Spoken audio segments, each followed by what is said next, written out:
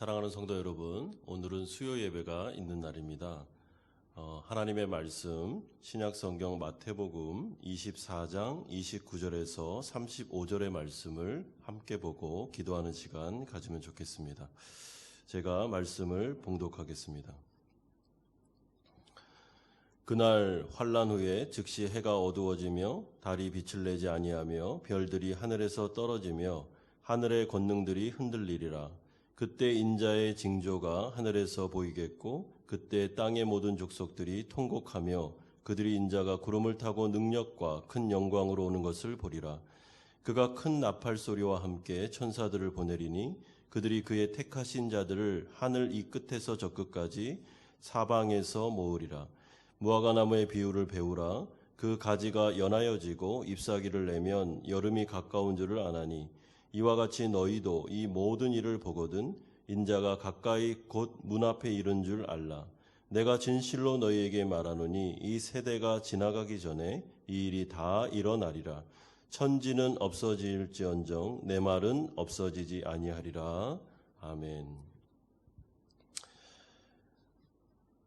옛말 가운데 인생은 세옹지마라 라는 말이 있습니다. 이것은 생의 길흉화복은 변화가 많아서 예측하기 어렵다는 뜻입니다. 어떻게 보면 단기적으로 볼 때 좋은 일이 일어난 것 같은데 오히려 그것이 더 어려운 처지로 나아가는 것을 볼 때도 있고 어떨 때는 참 힘들고 버거운 일이 내게 일어났다라고 생각을 했는데 세월이 지나가거나 또한 이렇게 멀찍이서 바라보니까 그 일이 오히려 전화위복이 되는 경우들이 우리의 인생 가운데는 있습니다. 참 이 말이 놀라운 통찰을 주고 있다고 저는 생각합니다. 우리의 인생을 잘 보여주는 말이라는 것입니다. 그런데 하나님 나라 백성들에게는 사실은 이 말보다 더 위대한 말씀이 있습니다.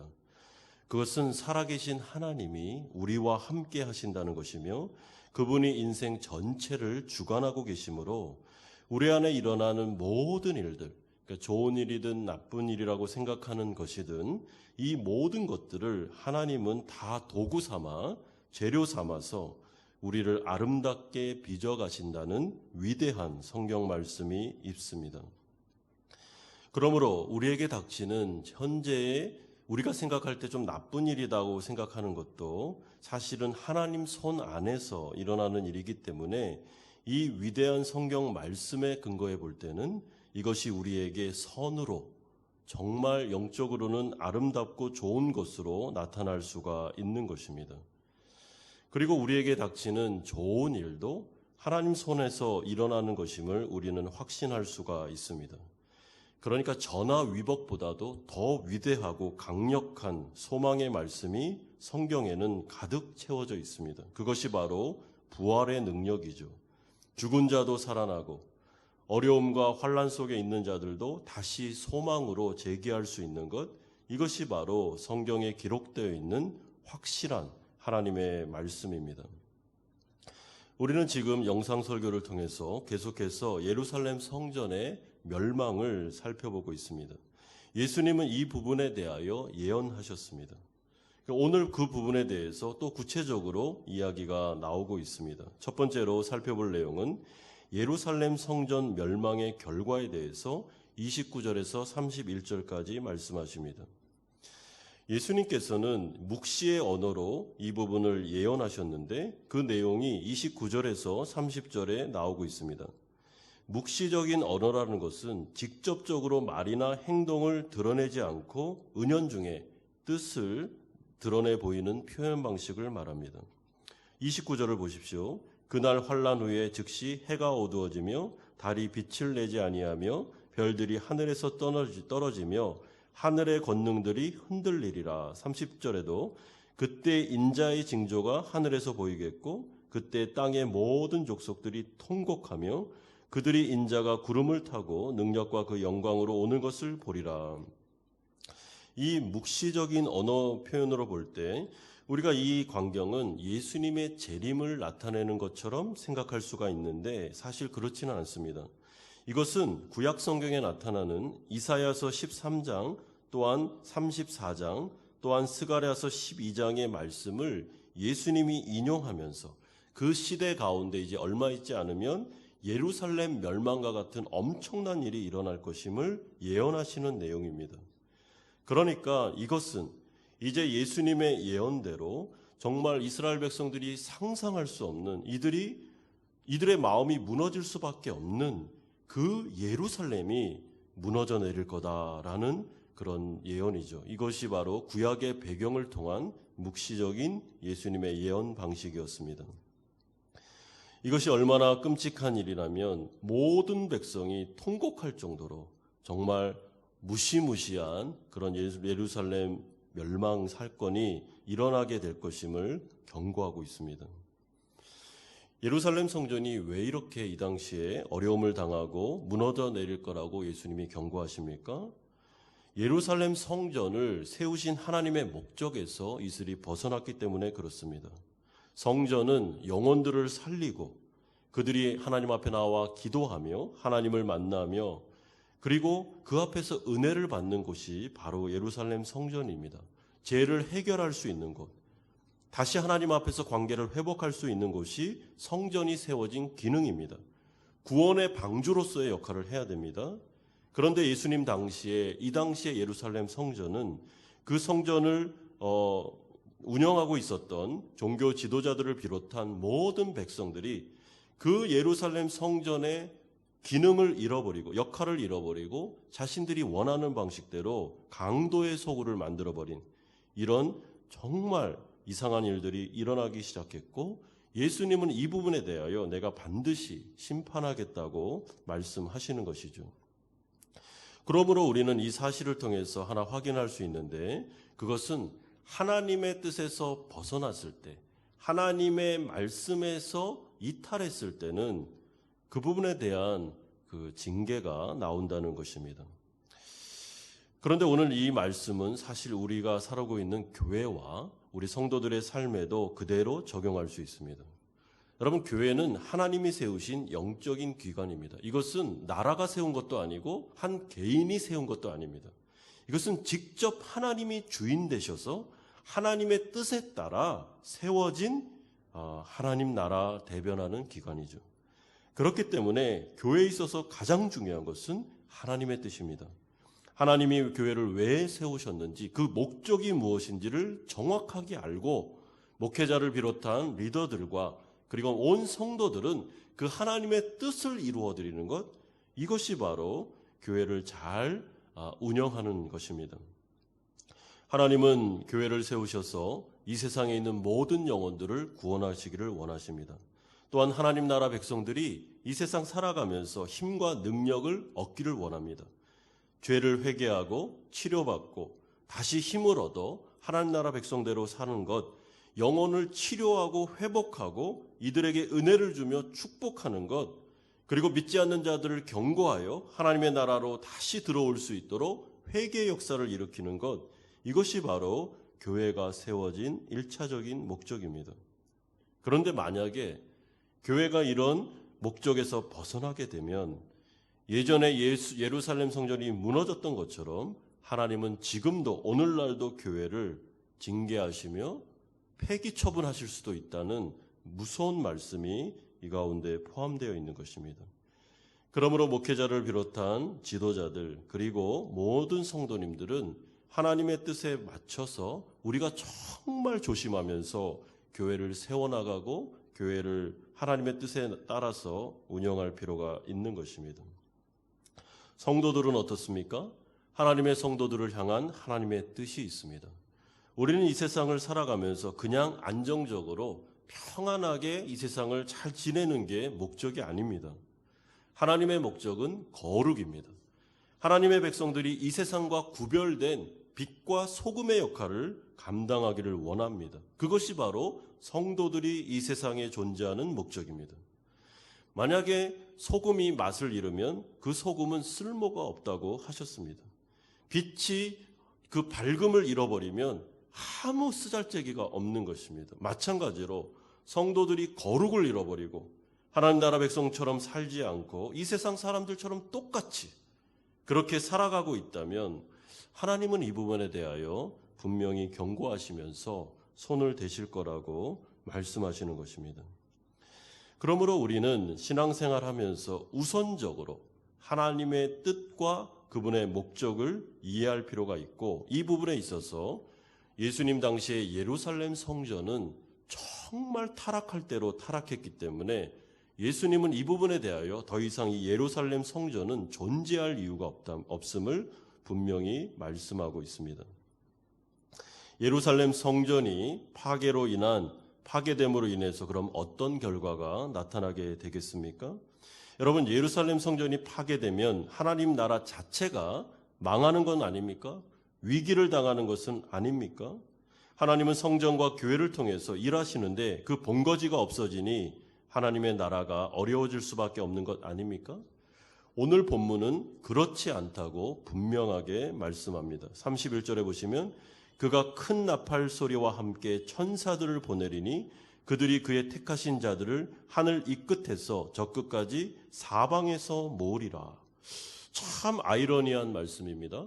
성전이 무너지는데 하나님은 그 성전이 무너진 이후에 놀라운 일을 할 텐데 사방으로부터 택한 자들을 불러 모으는 역사를 이룰 것이다. 그리고 어떻게 보면 이렇게 말하는 것 같습니다. 성전이 무너지는 시점부터 더 큰 하나님의 역사가 일어나게 될 거다. 이런 좀 이렇게 아이러니한, 이치에 좀 맞지 않는 것 듯한 표현들이 사용되고 있습니다. 여러분, 이 말씀을 더 구체적으로 설명하면 이와 같습니다.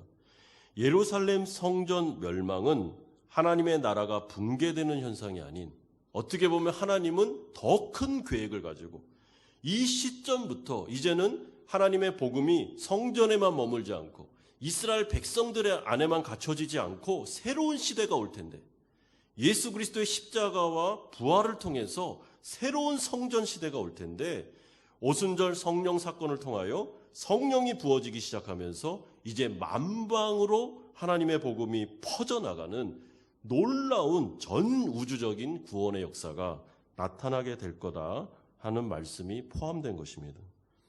그래서 마태복음 28장 19절에는 이렇게 말씀합니다. 그러므로 너희는 가서 모든 민족을 제자로 삼아 아버지와 아들과 성령의 이름으로 세례를 베풀라.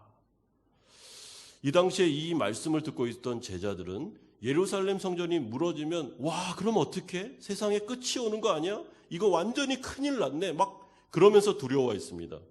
예수님은 뭐라고 말씀하십니까? 그럴 필요가 없다는 것입니다.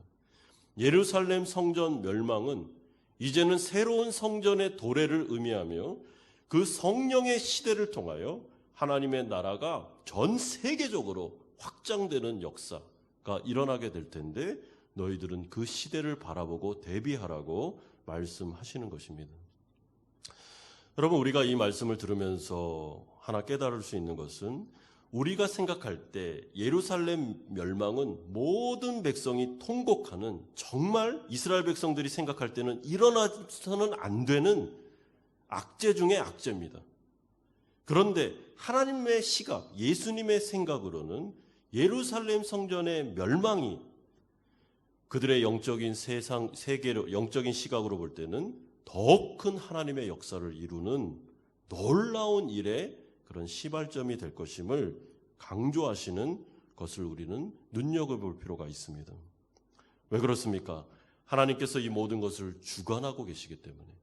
하나님께서는 그 성전에 매여 있는 분이 아니라 전 우주적인 주관자가 되신 분이며, 하나님은 자신의 계획을 가지고 하나님의 나라를 한치도 오차 없이 이끌어 가시는 분이시기 때문에 그런 것입니다. 그분이 바로 우리의 아버지며 우리의 왕이시고 우리의 주인 되신 분이십니다.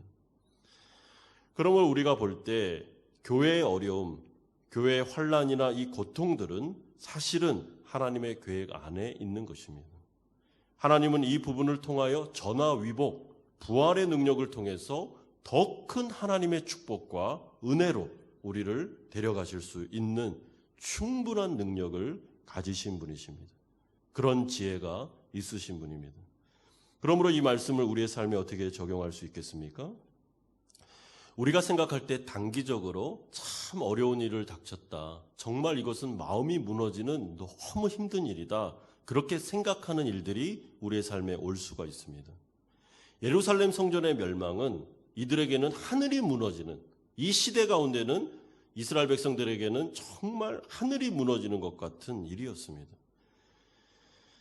이런 일들이 우리의 인생 가운데도 올 수가 있습니다. 그런데 예수님의 말씀처럼 우리가 하나님의 시각을 가지고 이 모든 문제를 확장해서 보면 하나님은 우리가 생각할 때 이 어려운 문제, 그리고 이 어려운 상황을 더욱 위대한 하나님의 축복으로, 하나님 나라가 확장되는 일로, 하나님의 뜻을 만천하에 펼치는 일로 다시 바꾸실 수 있다는 것입니다.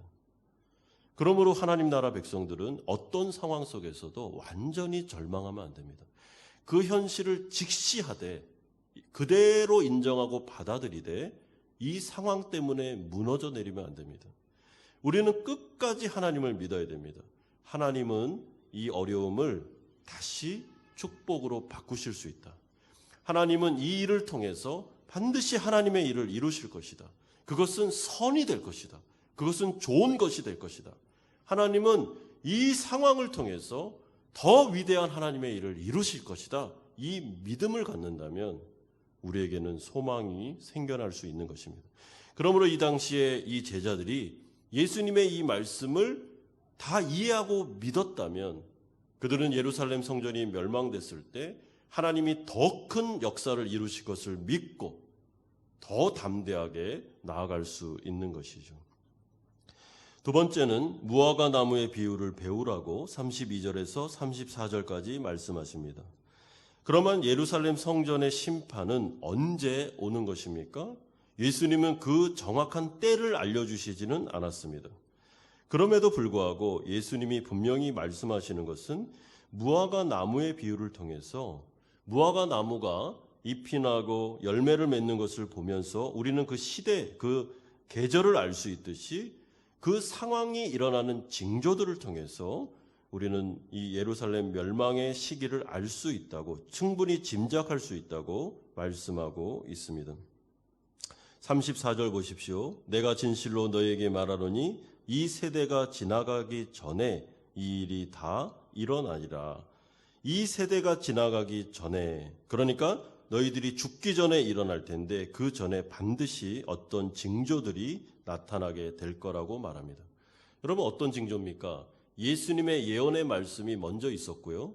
그 다음에 예루살렘 성전의 타락이 그 징조로 충분히 나타났습니다.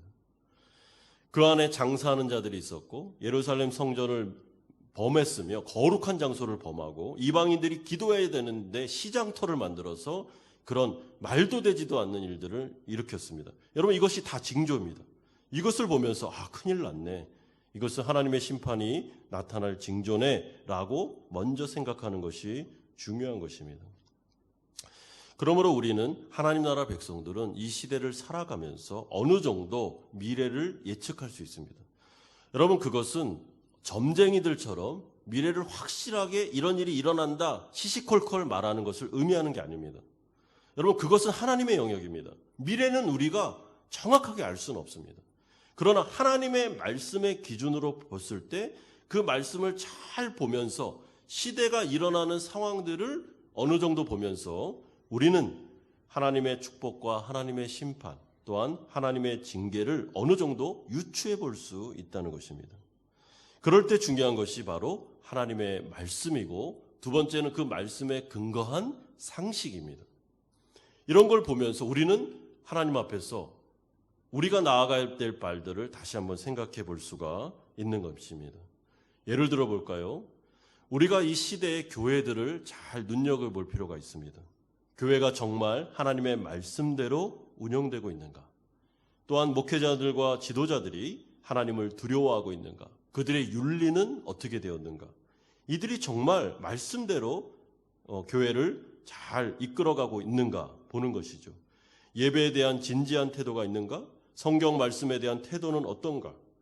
이들의 삶은 어떤가? 그리고 교회는 어디에 우선순위를 두고 나아가고 있는가? 한국교회는 어떤 방향으로 나아가고 있는지를 우리는 성경을 통해서, 상식을 통해서 충분히 이것을 평가해 볼 수 있습니다. 그리고 나면 앞이 보이는 것입니다. 여러분, 성도들도 마찬가지입니다. 하나님 나라 백성들이 이 시대를 어떻게 살고 있는가? 이 시대 가운데 그들의 윤리는 어떤가? 상식적으로 정말 이들은 행동들을 하고 있는가? 이런 모습들을 잘 눈여겨보면 우리는 그 앞을 내다볼 수가 있는 것입니다. 여러분, 이 세상도 마찬가지인데 이 세상에 나오는 징조들이 있습니다. 우리가 지금 살펴보고 있는 코로나 바이러스, 이것도 하나의 징조입니다.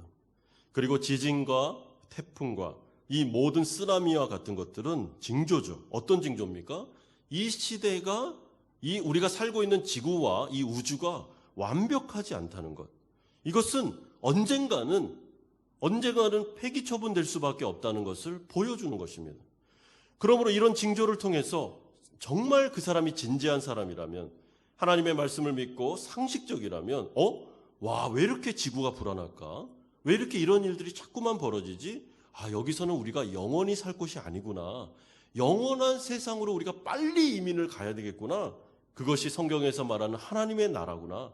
예수 믿고 우리가 하나님의 백성이 돼야지만 우리가 완전한 안전함을 얻을 수 있겠구나라는 생각을 하게 되는 것이죠. 여러분, 이것은 징조입니다. 그래서 인간은 누구나 하나님이 주신 예언의 말씀이나 상식을 가지고, 또한 이 시대가, 이 세상이 돌아가는 모습을 보면서 자기가 한번 판단해보고 분별할 필요가 있는 것입니다. 저는 사실 한국교회나 이 시대 교회가 가는 방향성을 보면서 우려의 생각을 가지고 있습니다.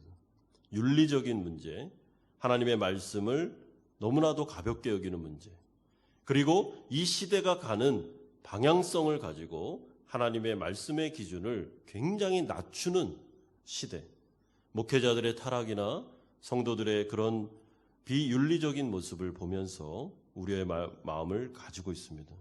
여러분, 우리가 경성할 때입니다. 이런 모습을 보면서 무화과 나무에 열매가 없을 때 하나님의 예루살렘 심판이 일어났던 것을 바라보면서 우리는 경고의 메시지를 들어야 됩니다. 우리는 더욱더 하나님 앞에서 정말 겸비하면서 주님을 의지하는 쪽으로 나아가야 됩니다. 여러분, 교회가 타락하고 성도들이 하나님의 말씀에서 멀어지는 모습을 보면서 우리는 더 애통해야 됩니다. 더 회개하는 마음으로 나아가야 됩니다. 하나님의 징계가 나타나지 않도록 우리는 주님께 매달리면서 기도하는 쪽으로, 경건을 회복하는 쪽으로 나아가야 됩니다. 그것이 바로 정말 신앙이 있는 태도요, 또한 상식이 있는 태도인 것입니다. 시대를 바라보면서도 우리가 하나님께 매달리지 않고 우리가 더 배은망덕한 쪽으로 나아가고 있다면 그것은 시대를 잘 구분하지 못하는 그런 태도가 되는 것입니다. 마지막 세 번째로, 예수님은 천지는 없어지겠지만 하나님의 말씀은 영원할 것임을 35절에서 강조하십니다. 천지는 없어질지언정 내 말은 없어지지 아니하리라. 여러분, 이것은 하늘과 땅은 없어지게 된다는 뜻입니다. 그러나 남는 것이 무엇입니까? 영원한 것이 무엇입니까? 하나님의 말씀은 반드시 살아서 다 성취되게 되어 있다고 강조하고 있습니다. 여러분, 이 말씀이 얼마나 중요한지 모릅니다. 왜냐하면 기독교는 이 한 구절의 말씀에 모든 것이 달려있는 종교이기 때문에 그렇습니다. 그러므로 기독교는 하나님의 말씀, 성경 말씀을 그대로 믿는 것입니다. 여기에 모든 것이 걸려 있습니다. 만약에 성경 말씀이 잘못되어 있다면, 이 말씀을 믿지 않는다면 기독교의 근간은 흔들리게 됩니다. 그러나 우리는 믿습니다. 오늘 이 35절의 말씀을 믿습니다. 예수님이 분명히 말씀하신 것처럼 천지는 없어질지언정 내 말은 없어지지 않습니다. 반드시 성취됩니다. 그러면 우리가 이 말씀을 붙잡으면 영원히 안전하게 살아갈 수 있는 것입니다. 우리의 믿음의 토대는 천지에 두는 게 아닙니다. 다른 어떤 피조물에 두면 안 됩니다. 살아있는 하나님의 말씀에 토대를 두어야지만 우리가 안전하게 영원히 살아갈 수 있는 것입니다. 여러분, 이것이 바로 기독교의 전부라고 말해도 괜찮은 것입니다. 여러분, 하나님의 말씀이 그대로 다 성취됐습니다. 우리는 주 66년에서 70년에 이스라엘 백성들에게 일어났던 유대전쟁을 통하여 실제로 예수님 시절에 있었던 예루살렘 성전이 돌 위에 돌 하나 남지 않고 완전히 무너지는 것을 역사적으로 확인할 수 있습니다. 예수님의 예언의 말씀이 성취되었습니다. 그렇다면 성경에 기록된 모든 말씀은 반드시 성취될 말씀임을 우리는 기억할 필요가 있는 것입니다. 그러므로 제가 항상 강조하는 것처럼 성경을 통시적으로 보셔야 됩니다. 이 말씀 좋은 부분만 빼가지고 이 부분은 보고 이 부분은 버리고 이렇게 하시면 안 됩니다. 축복의 말씀은 받아들이고 경고의 말씀은 경솔히 여기고 이렇게 하시면 안 됩니다. 전체가 다 성취되는 말씀이기 때문에 통시적으로 말씀을 읽고 보면서 그 말씀을 받아들일 때 하나님의 백성들은 이 세상 가운데 믿음을 가지고 견고하게 살아갈 수가 있는 것입니다. 그러나 이 시대가 어떻습니까? 성경 말씀을 얼마나 무시하고 있습니까? 믿지 않는 자들은 당연히 하나님의 말씀을 경치하고 무시합니다. 그런데 안타까운 현실은 교회 안에서도 하나님을 믿는다고 말하는 사람들 가운데서도 하나님의 말씀인 성경을 경시하는 태도가 많이 있습니다. 어떤 일이 벌어졌을 때 그 말씀을 붙잡는 것보다는 세상을 붙잡고 세상 방식대로 나아가는 일들이 많습니다. 여러분 그렇게 하시면 안 됩니다. 어떤 상황과 환경 속에서도 우리는 하나님의 말씀을 믿어야 됩니다. 사랑하는 여러분, 하나님은 우리에게 부활의 메시아를 말씀하고 있습니다. 우리는 예수를 믿은 자들입니다. 예수를 믿은 자들은 주 안으로 들어갑니다. 하나님 나라 백성들은 그 안에서 살게 됩니다. 그리고 하나님은 모든 것들을 합력하여 선을 이루어 주십니다. 하나님의 백성들에게는 반드시 모든 일들이 선으로 나타나게 됩니다. 이것이 성경의 약속입니다. 이것을 믿는다면 우리가 너무나도 많이 절망하고 믿음에서 떠내려간다는 것은 그건 이상한 일입니다. 어떤 상황과 환경과 처지에 있는다 할지라도 우리의 믿음의 뿌리를 말씀에, 성경의 약속에 두셔야 됩니다. 오늘 말씀은 크게 세 가지로 요약할 수 있습니다. 첫째로 우리가 잘못하면 징계를 받을 수 있습니다. 그러나 하나님은 오히려 그것을 합력하여 선을 이루는 쪽으로, 더 큰 하나님 나라를 이루는 쪽으로 전화 위복의 기회로 삼으실 수가 있다는 것입니다. 그러므로 절망할 필요가 없습니다. 코로나19와 같은 어려운 상황 속에서도 계속 하나님 바라보면 됩니다. 계속 하나님 믿으면 됩니다. 그 하나님께서 당신의 일을 이루실 것입니다. 두 번째는 무화과 나무의 비유를 통해서 우리는 이 시대와 교회와 또한 성도들의 삶을 통하여 우리의 미래를 예측할 수 있습니다. 여러분, 교회가 타락하고 말씀에서 벗어나며 그렇게 나아가는 것을 여러분 정말 두려워하셔야 됩니다. 성도들이 빛과 소금의 역할을 감당하지 못하고 거룩성을 잃어버리는 것에 대해서 우리는 두려워해야 됩니다. 우리는 그 부분에 대해서 기도해야 됩니다. 우리는 하나님의 은혜를 간구해야 될 필요가 있습니다. 세 번째로 하나님의 말씀은 천지는 없어지지만 반드시 성취되는 말씀이므로 믿음의 뿌리를, 근간을 성경에 두셔야 됩니다. 환경과 상황에 휘둘려서는 안 됩니다. 이것을 직시합니다. 우리는 이것을 부인하지는 않습니다. 인정합니다. 그러나 그 모든 것들이 우리의 인생을 결정하지 않습니다. 성경대로 모든 것들은 이루어질 것입니다. 이 말씀 믿고 오늘 하루도 승리하시는 우리 성도님들 다 되시기를 주님의 이름으로 축원드립니다. 기도하겠습니다. 살아계신 아버지 하나님, 우리가 살아가는 인생 하나님의 손에 모든 것이 달려있음을 고백드립니다. 예루살렘 성전이 멸망할 것이라고 예수님이 예언하셨을 때 제자들이 얼마나 마음이 무너졌을지 우리는 충분히 예상할 수 있습니다. 그러나 주님은 말씀하시기를 예루살렘 성전의 멸망은 또 다른 시대가 열리는 성령의 시대를 통한 새로운 성전이 일어나는 놀라운 사건이 될 것임을 예언하셨습니다. 전화위복, 부활의 능력이 그 가운데 있음을 말씀하셨습니다. 하나님, 우리에게 일어나는 모든 일들도 하나님 손에 있으므로 우리가 생각할 때 참 좋지 않은 일이라 생각할 때에도 하나님을 믿게 하시고 그 가운데 전화위복을 일으키며 그 가운데 부활의 능력을 일으키시는 하나님을 끝까지 믿어 승리하는 우리 성도님들 다 되게 하여 주시옵소서. 하나님, 코로나19로 인하여 여러 가지 경제적으로나 사회적으로 어려움이 많습니다. 우리 사랑하는 성도님들 가정과 직장과 사업처에서 많은 그런 견딤의 시간을 보내고 있습니다. 특별히 사업하는 분들 정말 지혜가 필요하고 정말 이 위기를 극복할 수 있는 믿음이 필요합니다.